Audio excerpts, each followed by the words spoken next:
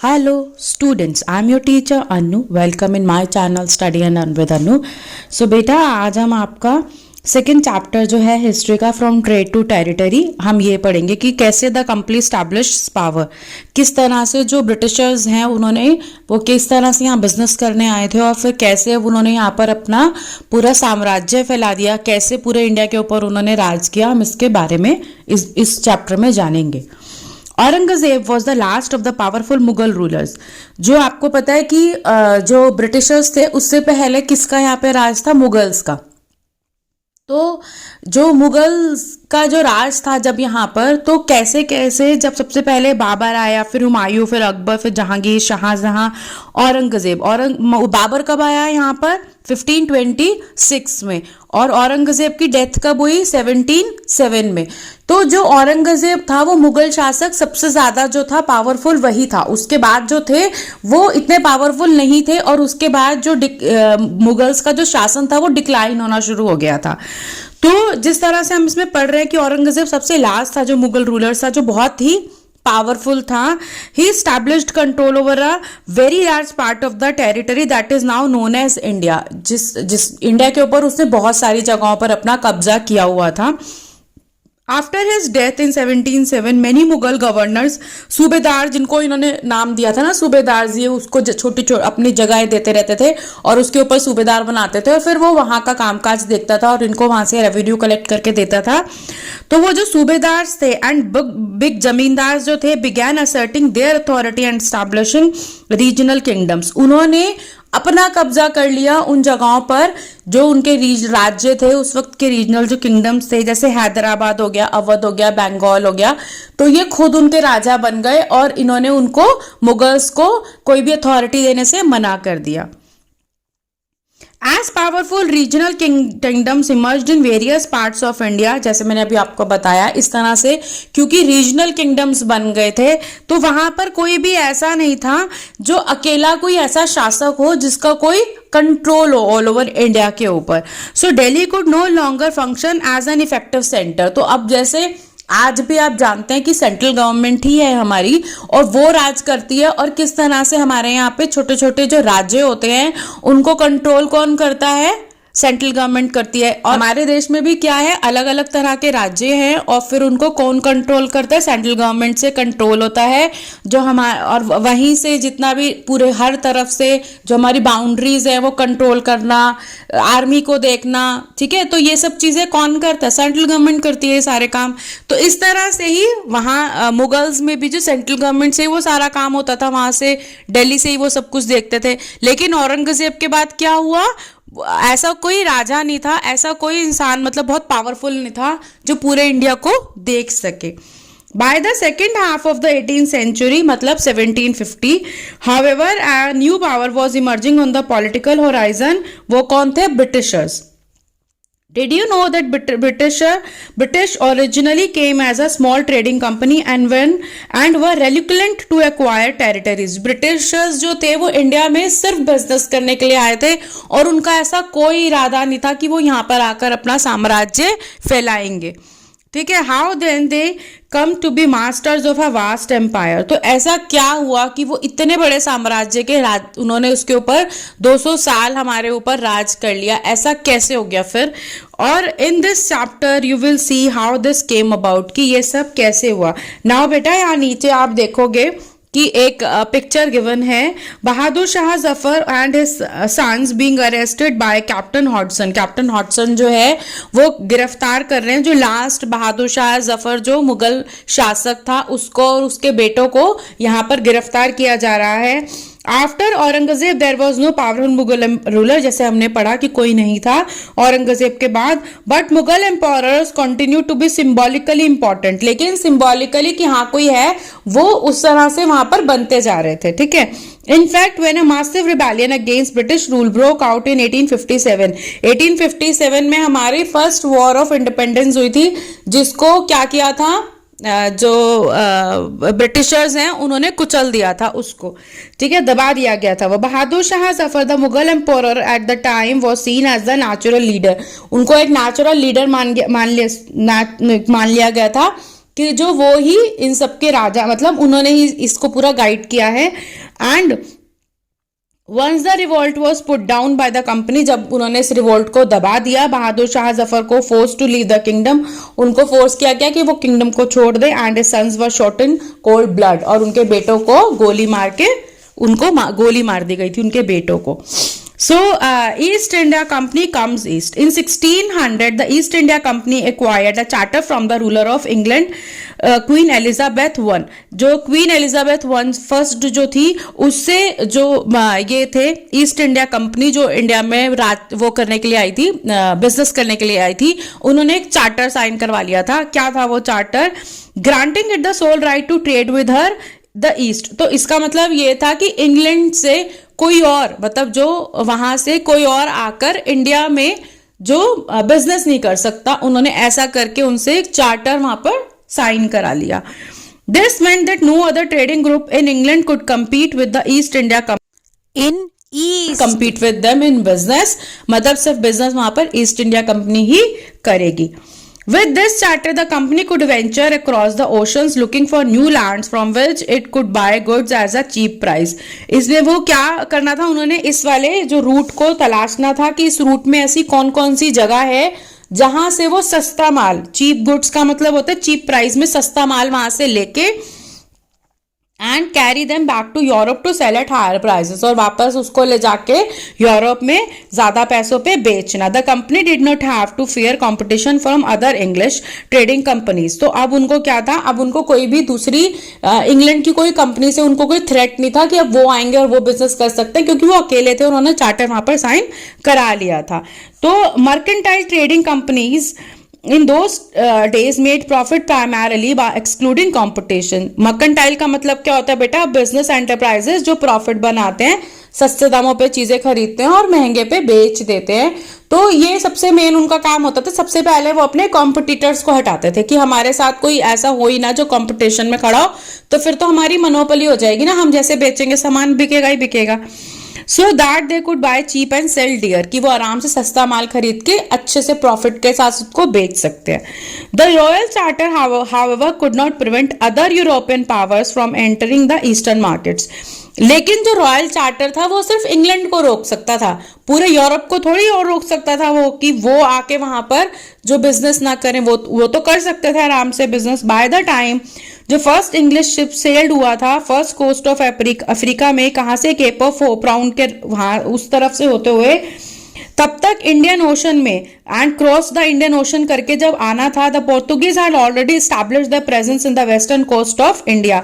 उससे पहले आपको पता है कि जो कौन आए थे, फर्स्ट पोर्तुगीज आए थे, और कौन था पोर्तुगल एक्सप्लोरर? आपने उसका नाम तो अच्छे से सुना ही होगा बेटा, वास्को डी गामा, जिसने इंडिया का जो ये रूट है वो उसने उसको ढूंढा था।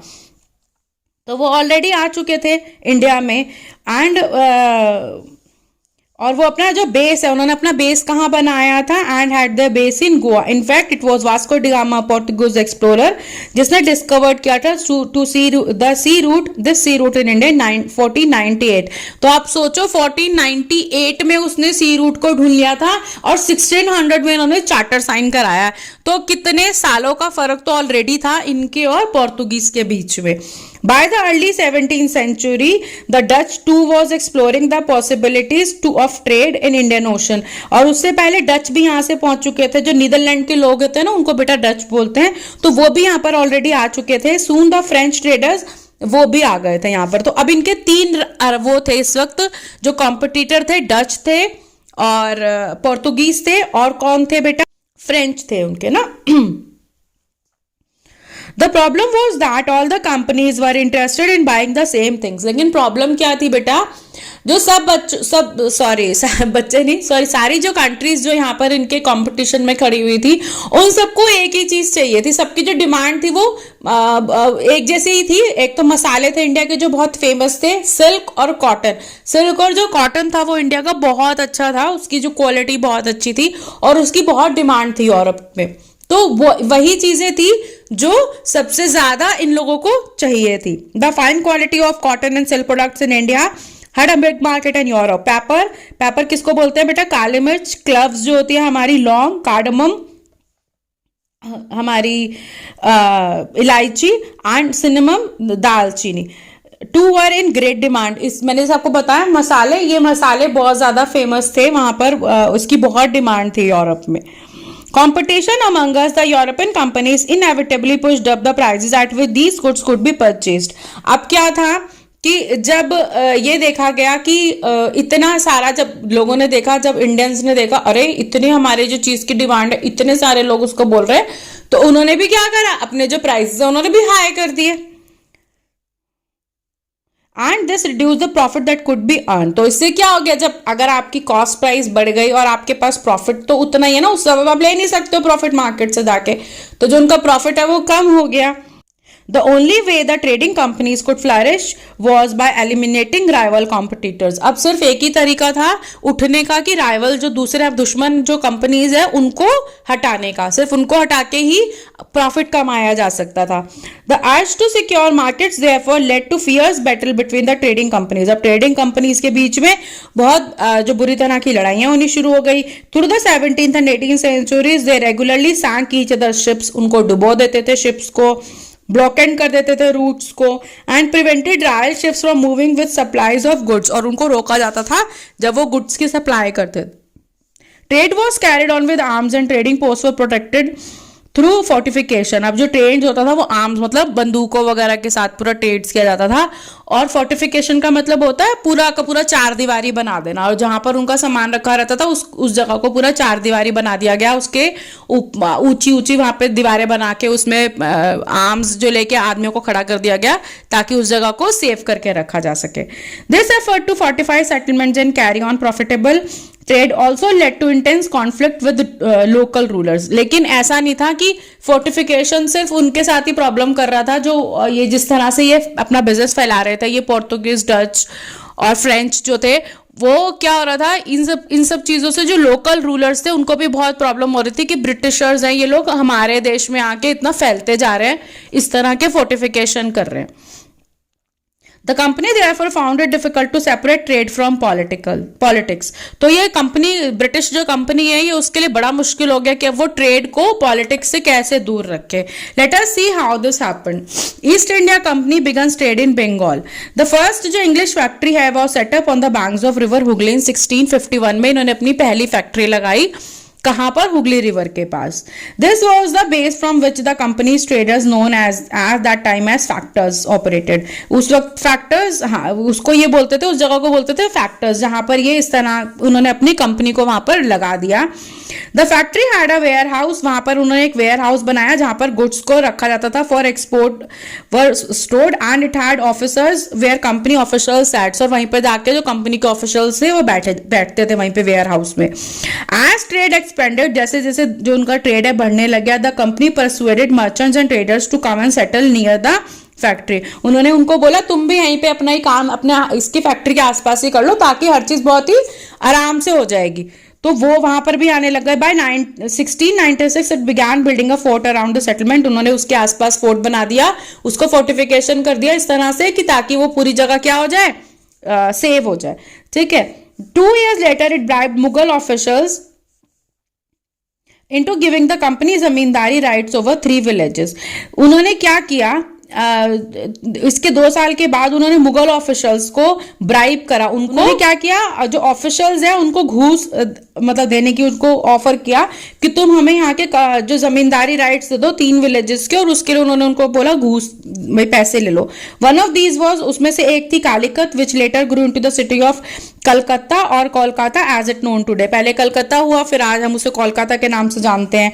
And it also persuaded the Mughal empire Aurangzeb. Aurangzeb को भी उन्होंने बोला, परसुएट करना, किसी को बोलना कि प्लीज ऐसा कर दो कि वो एक इशू ऑफ फरमान, वो एक फरमान जारी कर दे, granting the company the right to trade duty free, कि उनको ग्रांट कर दिया जाए ड्यूटी फ्री। ड्यूटी फ्री का मतलब क्या होता है कि उनको ड्यूटी ना देनी पड़े किसी भी सामान के ऊपर। और फरमान का मतलब क्या होता है, रॉयल एडिक्ट, की कोई कोर्ट से इस तरह का ऑर्डर निकलना। तो the company tried continuously to press for more concessions and manipulate existing privileges. वो बार बार कंपनी इसी बात के ऊपर वो करती रहती थी कि उन्हें किसी तरह से ज्यादा प्रिविलेजेस मिल जाए ताकि उनका प्रॉफिट ज्यादा हो जाए। Aurangzeb's farman for instant had granted only the company the right to trade free duty. उन्होंने कर दिया, जो औरंगजेब ने इस तरह का एक फरमान कर दिया कि हाँ भाई तुम ट्रेड जो ड्यूटी फ्री कर सकते हो यहाँ पर। But officials of the company who were carrying on private trade on the side were expected to pay duty. लेकिन अभी एक तो था कि वो लोग कर रहे थे, जो कंपनी थी प्रॉपर कर रही थी, प्लस जो कंपनी के ऑफिशियल्स थे वो अपना भी कर रहे थे अलग से। अब लेकिन उनसे ये उम्मीद करी जा रही थी कि उनको पे करना पड़ेगा, ये जो ड्यूटी फ्री है ये सिर्फ कंपनी के लिए है। दिस दे रेफ्यूज टू पे। अब जो अलग अलग से कर रहे थे उन्होंने कहा नहीं हम तो नहीं देंगे पैसे इस बात के, causing an enormous loss of revenue for Bengal. लेकिन उन्होंने बोला कि नहीं ऐसे तो हमारा बहुत सारा रेवेन्यू लॉस हो जाएगा। How could the Nawab of Bengal Murshid Ali Khan not protest. तो मुर्शीद अली खान जो उस टाइम पे बंगाल का नवाब था वो कैसे इस बात के ऊपर प्रोटेस्ट नहीं करता, कैसे नहीं खड़ा होता जब उसका इतना रेवेन्यू जो नुकसान हो रहा था। अब बेटा देखो यहाँ पर एक दिखा रखा है, local boats bring goods from ship in Madras painted by William Simpson 1867। Madras में ये शिप है, ये लोकल बोट सामान को लेके जा रहे हैं, तो वहां का ये पेंट किया हुआ है, विलियम सिम्पसन ने इसको पेंट किया हुआ है, दिखाया हुआ है बेटा। अब आप यहाँ पे देख रहे हो रॉबर्ट क्लाइव है, उसकी फोटो दिखाई हुई है बेटा। अब how trade led to battles. अब जो ट्रेडिंग कंपनी आई थी वो कैसे उस ट्रेड करते करते वो कैसे लड़ाई शुरू हो गई, एक प्लासी का इतना बड़ा युद्ध हो गया और कैसे ब्रिटिशर्स की एंट्री पॉलिटिक्स में हो गई, हम इसको जानेंगे बेटा। Through the early 18th century the conflict between the company and the Nawab of Bengal intensified. अब वो जो नवाब्स ऑफ बंगाल के बीच में जो ये प्रॉब्लम हो रहा था वो बहुत ज्यादा इंटेंसिफाइड हो गया, बहुत ज्यादा प्रॉब्लम्स आनी शुरू हो गई। After the death of Aurangzeb, जब 1707 में डेथ हो गई औरंगजेब की, the Bengal nawabs asserted their power and autonomy. जैसे मैंने आपको बताया उन्होंने अपने आप को खुद ही राजा घोषित कर दिया कि अब वो मुगल्स के अंडर नहीं है। As other regional powers were doing at the same at that time, वो दूसरे जैसे मैंने आपको बताया वो लोग भी ऐसे ही कर रहे थे।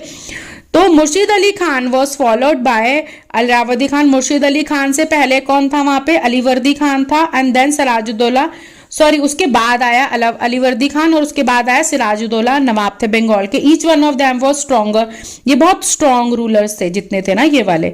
दे refuse to grant the company concessions. उन्होंने कंपनी को बोला नहीं हम तो नहीं देंगे तुम्हें इतने concessions. Demanded large tributes for the company's right to trade. उन्होंने बोला जो तुम इतना मांग रहे हो हमसे, हम तुम्हें ये सब नहीं देंगे। Denied it any right to mint coins. क्या था इस टाइम पे जो ब्रिटिशर्स थे वो वहां पे अपने कॉइन्स भी मिंट कर रहे थे। उन्होंने बोला ना तुम अपने यहाँ पे कॉइन्स मिंट कर सकते हो, ना ही तुम्हें हमें इतना कंसेशन देंगे। And stopped it from extending its fortifications. और उन्होंने कहा जो तुम इस तरह से यहाँ किले बनाते जा रहे हो ना, ये भी तुम्हें रोकना पड़ेगा, तुम ये सब नहीं कर सकते हो यहाँ पर। Accusing the company of deceit. अब उन्होंने डिसीट कर दिया उन्होंने, और उसके अलावा उन्होंने क्या करा, उन्होंने एक्यूज करा, उन्होंने उनके ऊपर क्या आरोप लगाया।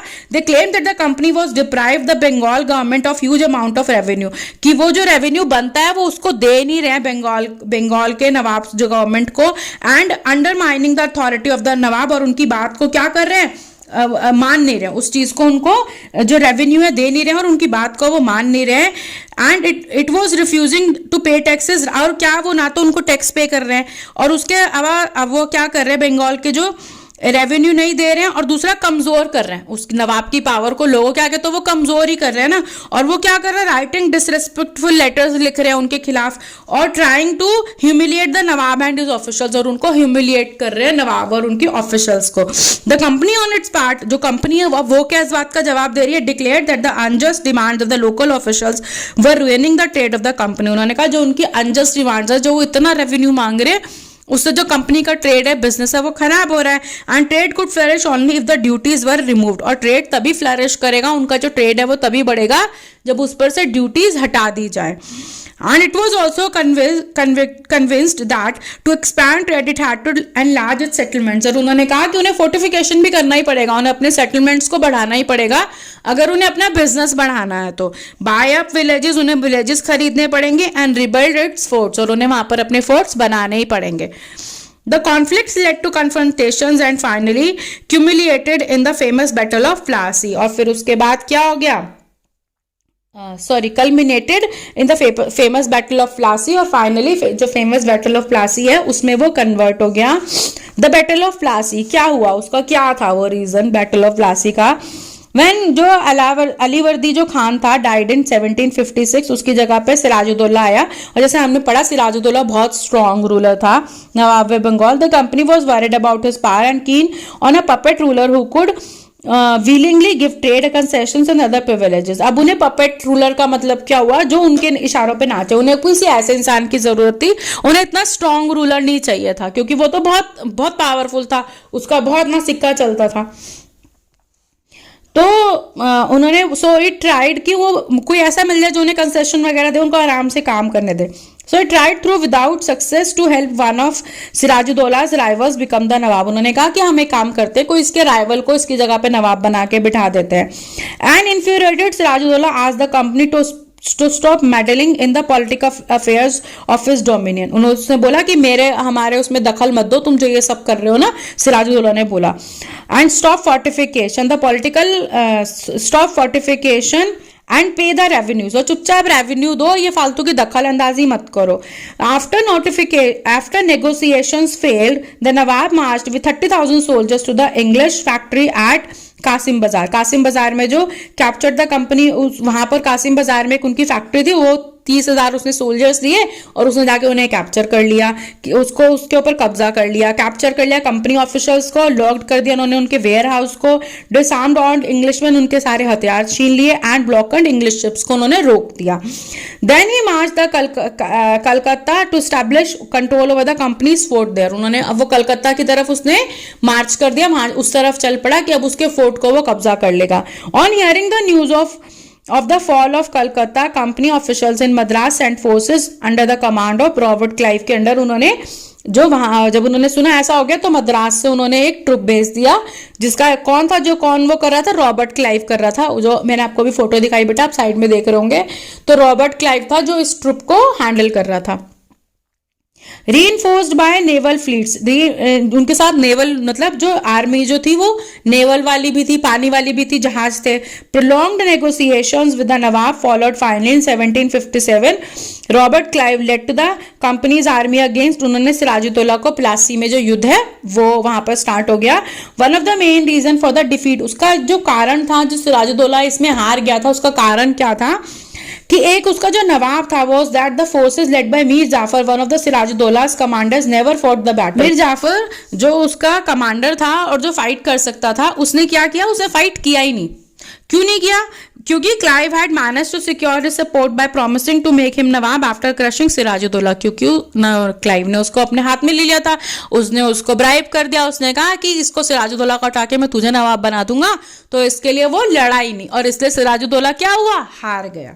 अब बेटा आप यहाँ पे देख रहे हो डिड यू नो, साइड में लिखा हुआ did you know that Plassey का नाम प्लासी पड़ा कैसे? प्लासी एक एंग्लिसाइड प्रोनाउंसिएशन है पलाशी का। The place derived its name from palash tree, palash tree के नाम से, जिससे ब्यूटीफुल रेड फ्लावर्स जो उसके ऊपर उगते हैं, जिससे गुलाल बनाया जाता है जो हम होली पे खेलते हैं, तो इसका नाम इस तरह से पड़ा।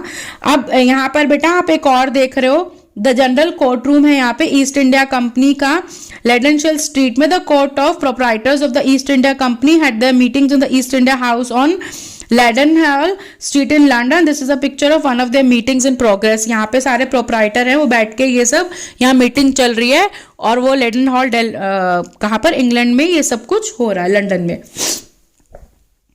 अच्छा, उसके बाद क्या है, the battle of Plassey became famous because ये फर्स्ट विक्ट्री थी ब्रिटिश कंपनी की इंडिया के ऊपर। सिराजुद्दौला आप साइड में देख रहे हैं फिगर में, आप वो भी देख रहे हैं इसमें। अब इसमें एक लेटर है, द प्रॉमिस ऑफ रिचेस। अब ये जो लेटर है, the territorial ambitions of the mercantile east India company were viewed with distrust and doubt in England. अब क्या था, जो कंपनी यहाँ पर आ रखी थी इंडिया में, अब उनके प्रोप्राइटर्स भी थे ना जो बैठे हुए थे इंग्लैंड में, उन्होंने कहा इनको तो बिजनेस करने के लिए भेजा था, ये क्या लड़ाइयाँ वड़ाइयाँ करनी शुरू कर दी उन्होंने वहां पे, तो उनको डाउट हो गया कि ये पता नहीं क्या कर रहे हैं वहां जाके ना, उनको उस चीज के ऊपर डाउट हो गया। After the battle of Plassey Robert Clive wrote to William Pitt को रॉबर्ट क्लाइव ने एक लेटर लिखा। One of the principal secretariat था वो स्टेट का, इंग्लिश मोनार्क का, ऑन 7 जनवरी 1759 फ्रॉम कलकत्ता से उन्होंने ये लेटर लिखा उनको, और वो जो वहां पर तो आपको पता है ना कि क्वीन उनका राज होता था, तो उस सेक्रेटरी में से एक था वो। बट सो लार्ज अ सुवेनिरिटी में पॉसिबली बी एन ऑब्जेक्ट, उन्होंने कहा too expensive for a mercantile company, कि मैं जो यहाँ का जो साम्राज्य है, जितना सुवेरेनिटी यहाँ की पॉसिबली जो इतनी एक्सपेंसिव है मर्केंटाइल कंपनी के लिए, आई फ्लैटर माई सेल्फ, फ्लैटर का मतलब होता है मैं अपने आप से बड़ा खुश हूं जो मैंने किया हुआ है, कि that there will be little or no difficulty in obtaining the absolute possessions of these rich kingdoms, ये जो यहाँ पे इतनी रिच किंगडम्स हैं उनके ऊपर मुझे कब्जा करने में कोई बहुत ज्यादा फर्क मतलब कुछ ऐसा डिफिकल्टी मेरे लिए आई नहीं उसके ऊपर कब्जा करने में। Now I leave you to जज, अब मैं आपके ऊपर छोड़ता हूं कि आप इस बात को जज करो, whether an income yearly of 2 million sterling with the possession of 3 provinces, की 3 प्रोविंसेस के ऊपर आपका पोजेशन है और आपको उसके अलावा 2 मिलियन स्टर्लिंग पैसे भी मिल रहे हैं। Be an object deserving the public attention, जो वहां पर प्रोपराइटर इतना ज्यादा शोर मचा रहे हैं, क्या उसकी कोई जरूरत है उस उतने शोर की, या ये ज्यादा इंपॉर्टेंट है कि हम यहाँ पर क्या अचीव कर रहे हैं इंडिया में। After the defeat at Plassey, Sirajuddaulah जो था वॉज असैसिनेटेड, उसको जान से मार दिया गया। असैसिनेट का मतलब क्या होता है, जब आप किसी गद्दी पे बैठे हो और आपको मार दिया जाए।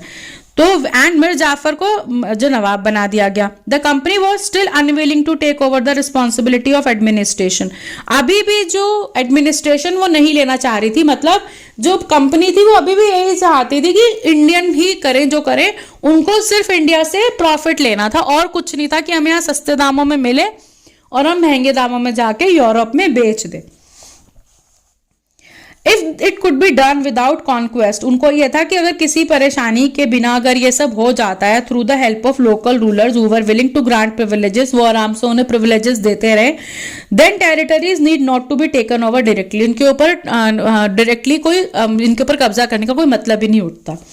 Soon the company discovered that this was rather difficult, अब कंपनी को लगा नहीं ये भी नहीं हो रहा है, जो पपेट रूलर है ना वो भी नहीं कर रहे ढंग से काम। For even the puppet nawabs were not always as helpful as the company wanted them to be, जितने उनको हेल्प चाहिए थी वो भी पपेट रूलर उनकी वैसे हेल्प नहीं कर रहे थे। After all they had to maintain a basic appearance of dignity and sovereignty if they wanted respect from their subjects, क्योंकि उनको भी वो भी राज कर रहे थे कहीं पे, उन्हें भी तो जवाब देना था उनको, तो उसको बचाने के लिए ऐसा नहीं था कि कंपनी को वो सारे के सारे प्रिविलेजेस दे देते जो कंपनी वो एक्चुअली उनसे चाह रही थी। What could the company do? अब कंपनी क्या कर सकती थी? So when मिर्ज जाफर प्रोटेस्ट किया, जब मिर्ज जाफर ने द कंपनी डिस्पोज्ड हिम, और उन्होंने उसकी जगह मिर कासिम को बिठा दिया इन हिज प्लेस। व्हेन मिर कासिम ने कंप्लेन करी, he was turn defeated and battle, उसको फिर एक बैटल हुई, फोर्ट एट बक्सर 1764 में, डिवन आउट ऑफ बंगाल, और फिर से वापस मिर्ज जाफर को रीइंस्टॉल्ड कर दिया गया। द नवाब हैड टू पे ₹5 lakhs एवरी मंथ, हर महीने नवाब को 5 लाख रुपए देने हैं, किसको? कंपनी को। But the company wanted more money to finance its wars, उन्होंने कहा नहीं भैया हमें तो अभी और पैसे दो, क्योंकि हमें अपनी वॉर्स वगैरह यहाँ पे खर्चा करना है लड़ाइयों के लिए, and meet the demands of trade and its other expenses, और हमें हमारे और भी बहुत सारी चीजें हमें ट्रेडिंग करनी है, सबके लिए वी नीड मोर मनी।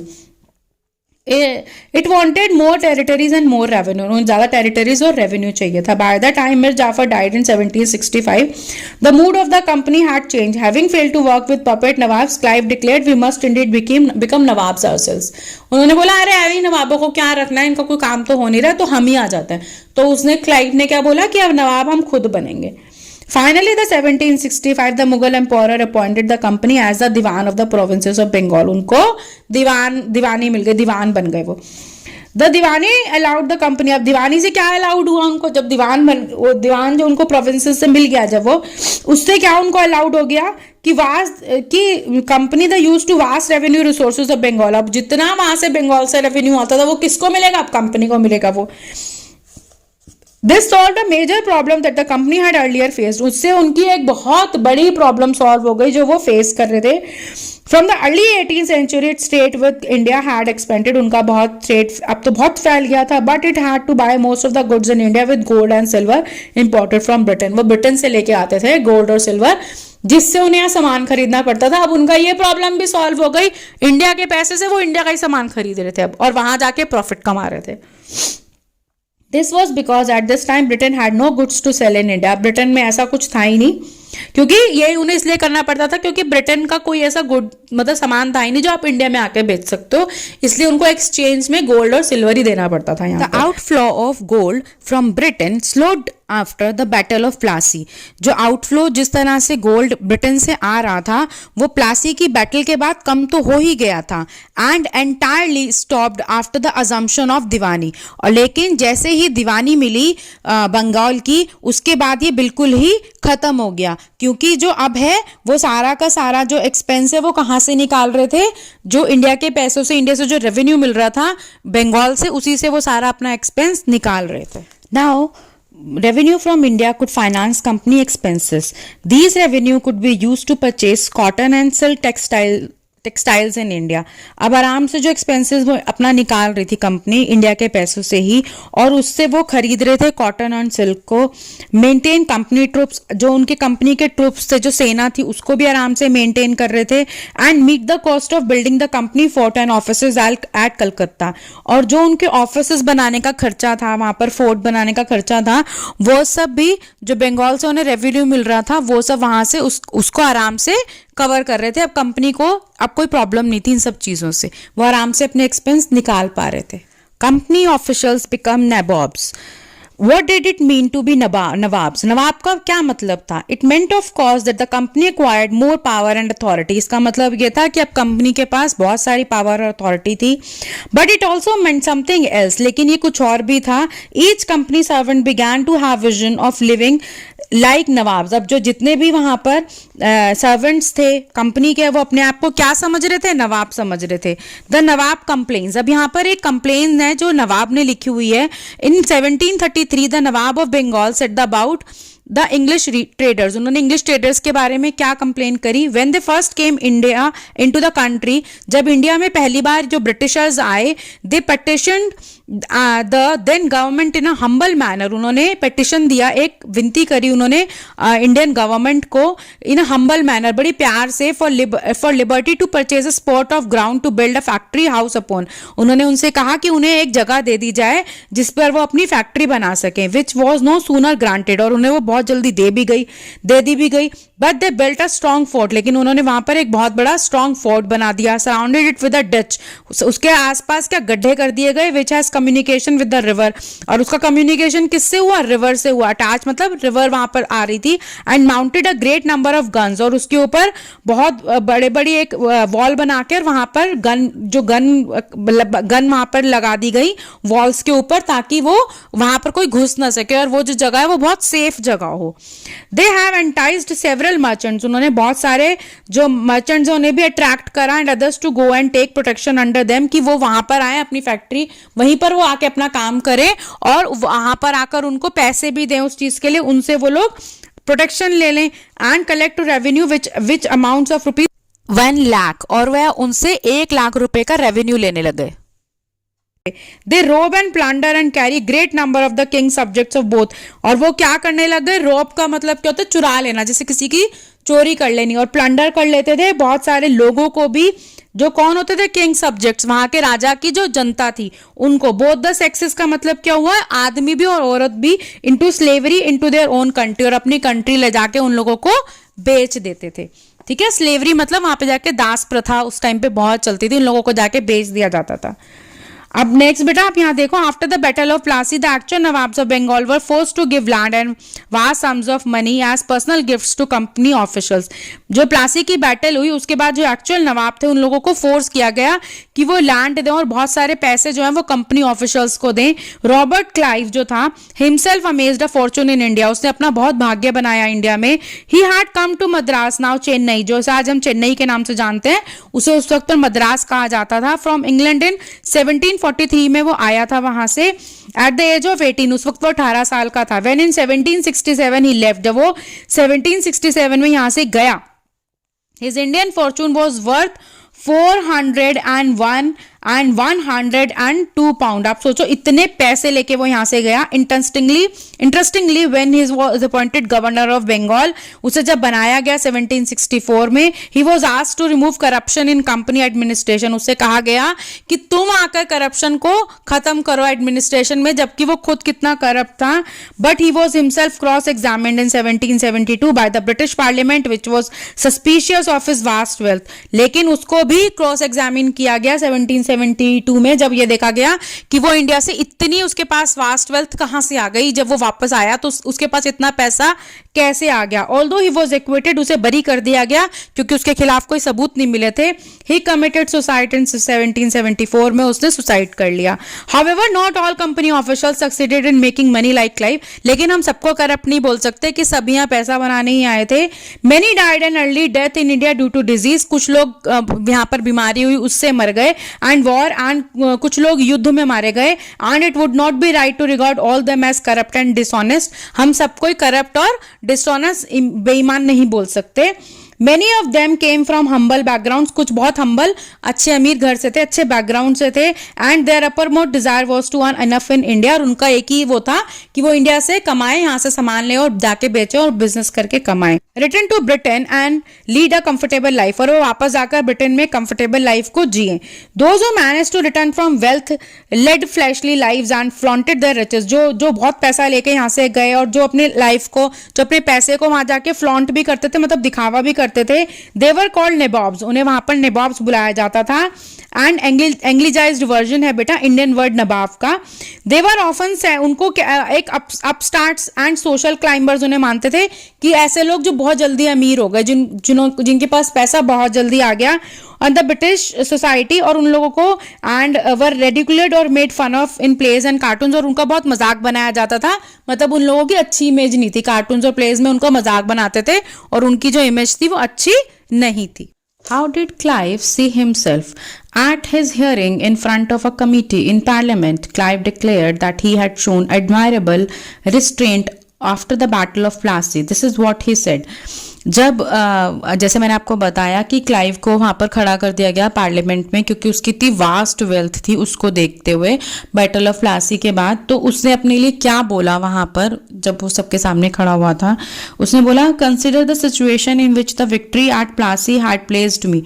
उसको कंसिडर करते हुए जब उस वक्त मेरे साथ हुआ कि मैंने जब बैटल ऑफ प्लासी जीत लिया, a great Prince was dependent on my pleasure. जो बहुत बड़े बड़े राजा, उनके जो राजकुमार थे, अब वो किस पे थे? मेरे ही उस पे थे। प्लेजर मतलब मुझे खुश करने में कि लगे हुए थे कि हाँ भाई मेरे ऊपर डिपेंड करता था कि मैं खुश हूं तो वो लोग खुश रहेंगे। एंड एन ऑपुलेंट सिटी ले एट माई मर्सी, और इतना भव्य जो राज्य था वो मेरी दया के ऊपर था। It's richest bankers bit against each other for my smiles, और एक दूसरे के सामने खड़े हुए थे रिच बैंकर्स जस्ट मेरे वजह से कि मतलब मुझे खुश करना चाहते थे। I walked through vaults which were thrown open to me alone. Vault क्या होता है बेटा? बैंक का जो लॉकर होता है ना, उसको बोलते हैं वॉल्ट्स। तो जो उनके जो भरे हुए थे, जो खजाना जिसमें भरा हुआ था, वो सब उन लोगों ने मुझ पर लुटा दिया था। And pile on either hand with gold and jewels, और वो सब भरे हुए, और मेरे को मतलब मेरे ऊपर इतना कुछ लुटाया जा रहा था पैसे। Mister chairman, at this moment I stand astonished at my moderation. तो उस वक्त भी मैं अपनी संयमता के साथ वहां पर खड़ा हुआ था। तो वो ये बताना चाह रहा था कि इतना कुछ होने के बावजूद भी मैंने वहां से कोई पैसा नहीं लिया। तो मतलब जो मेरे ऊपर ये इल्जाम लग रहा है कि मेरे पास इतना पैसा है, इतनी वेल्थ है, वो कोई गलत बात है, ऐसा कुछ नहीं। सो दिस इज इनफ बेटा, क्योंकि ये लंबा चैप्टर है तो मैं दूसरा इसका वीडियो बनाऊंगी। आई होप आपको ये पसंद आया होगा। If it is so please like and subscribe and please share with your friends. Thank you.